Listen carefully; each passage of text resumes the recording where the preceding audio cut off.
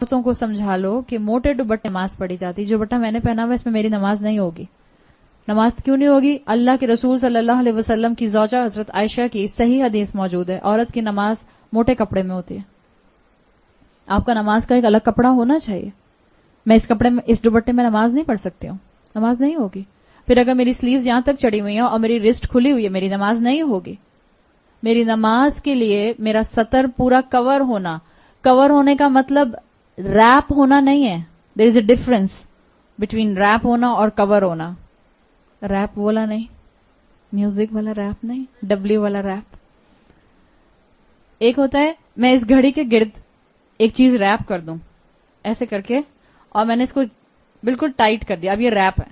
صحیح، یہ ریپ ہے. اور اگر میں نے اس کو بس ایسے کر دیا، اب کور ہے.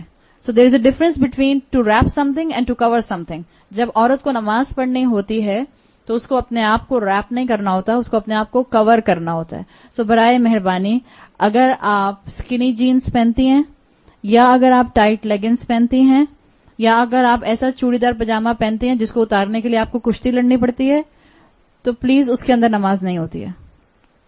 یا تو پھر اپنا کوئی اسکرٹ بنائیے، عبایا بنائیے جس کو آپ نماز کے ٹائم پر پہن لیں. اول تو پلیز وہ پہنے بھی نہیں.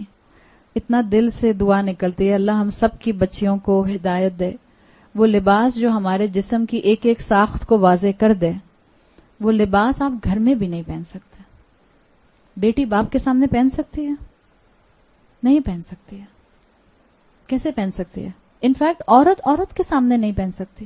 اتنے بڑے بڑے چاک پہن لیتے ہیں ہم، اور پھر ہمارے اوپر تک سلٹس ہوتے ہیں، اور وہ ہمیں تھائیز اپنی فل ٹائٹ لیگنز پہنے ہوئے ہوتے ہیں. عورت کے سامنے سطر کیا ہے؟ نیول ٹو نی، ناف سے لے کر گھٹنوں تک. یہ آپ کسی عورت کے سامنے بھی نہیں کھول سکتے انٹل انلیس کہ آپ گائنوکالوجسٹ کے پاس جا رہی ہیں یا ڈاکٹر کے پاس جا رہے ہیں. اور ہمارے یہاں کتنا کامن ہے انڈر لیگز ویکسنگ کروانا. اٹس حرام، فاربیڈن، ناٹ الاؤڈ. نماز کے لیے موٹی چادر استعمال کیجیے. نماز کے لیے ایسی چادر استعمال کیجیے کہ جس میں آپ سر سے پاؤں تک کور ہو جائیں. اگر آپ نے ڈھیلا لباس نہیں پہنا ہوا ہے، کوئی عبایا رکھ لیجیے اپنا، کوئی اسکرٹ بنا لیجیے اپنا. اس چیز کا احساس کیجیے. یہ تو میں لباس کی بات کر رہی ہوں. عورتوں نے نیل پالش لگائی ہوتی ہے اور کئی کئی دن سے لگائی ہوئی ہوتی ہے. اب تو جب سے یہ اللہ ہم پر اپنا رحم کرے، یہ جب سے کون سے والے نیلز آئے ہیں، آرگینک نیلز ہیں، آرگینک کلرز آئے ہیں کچھ.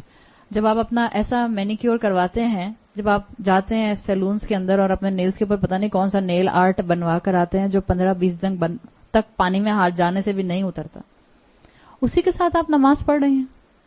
کیوں دین کا مذاق بنا رہے ہیں؟ کون سی اللہ کی شان رحیمی کے انتظار میں بیٹھے ہوئے ہیں؟ اللہ نے کہا ہے وضو نہیں ہوگا اگر آپ کے نیل کے اوپر کوئی سکن ہوگی. ہم نے ایکولنٹ کر لیا. دین میں جب ہم آگے بڑھتے ہیں، جب ہم رسولوں کا اتباع نہیں کرتے تو یہ ہوتا ہے. عورتوں کو سمجھاؤ تو عورتیں کہتی ہیں موزوں پر بھی تو مسح کر سکتے ہیں، میں نے ناخنوں پر مسح کر لیا. دس از اے ایڈیشن ان دا دین. اللہ کے رسول نے سکھایا کہ اپنے ناخنوں کا مسح کر لینا. جس چیز، یہ بالکل وہی چیز ہے جس کا ہم نے ذکر کیا تھا. کسی بھی مزار پر جا کر کسی سیمنٹ کے سامنے اس کو بوسہ دیں گے تو شرک. حرم میں جا کر حجر اسود کو بوسہ دیں گے تو عین عبادت. موزوں پر مسح کرنے کا رسول اللہ صلی اللہ علیہ وسلم نے بتا دیا، الاؤڈ. نیلز کے اوپر نیل پالش لگا کر مسح کرنے کا نہیں بتایا، ناٹ الاؤڈ. مت آئیں ان دھوکوں میں، یہ پینیٹریٹڈ ہے، یہ آکسیجنیٹڈ ہے، اس میں سے پانی پینیٹریٹ کر جاتا ہے. آپ نے ٹرائی کر کے دیکھا ہے؟ مسلمانوں کو بے وقوف بنانے کے لیے ساری قومیں موجود ہیں.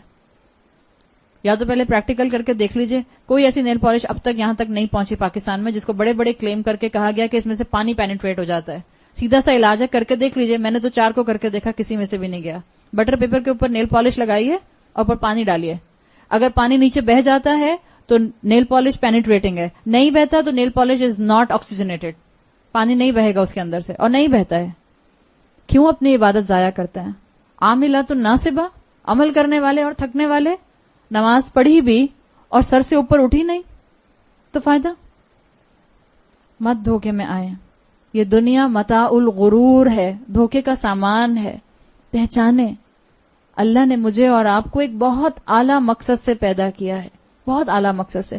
کسی کو بہت شوق ہے نیل پالش لگانے کا، ایک وضو کر کے نیل پالش لگائیے, دوسرے وضو سے پہلے اتاریے, اپنا وضو کیجیے, نماز پڑھیے, پھر لگا لیجیے. کرتی رہیں سارا دن یہی کام, بڑی فارغ ہیں آپ.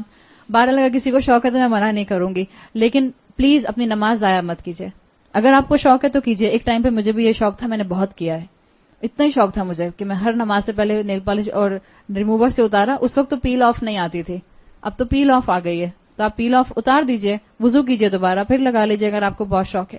مگر آپ کا وقت یاد رکھیے گا اللہ کے ہاں حساب کے قابل ہے. اللہ پوچھے گا کہاں وقت لگایا؟ اب کہ اللہ 5 وقت نماز پڑھتی تھی اور 5 مرتبہ نیل پالش لگاتی تھی اور اتارتی تھی. اللہ کی شان رحیمی کا دھوکہ مت کھائیں پلیز. اللہ تعالیٰ نے مجھے اور آپ کو گناہوں میں انوالو ہونے کے لیے اپنے شان رحیمی کو سامنے نہیں رکھا.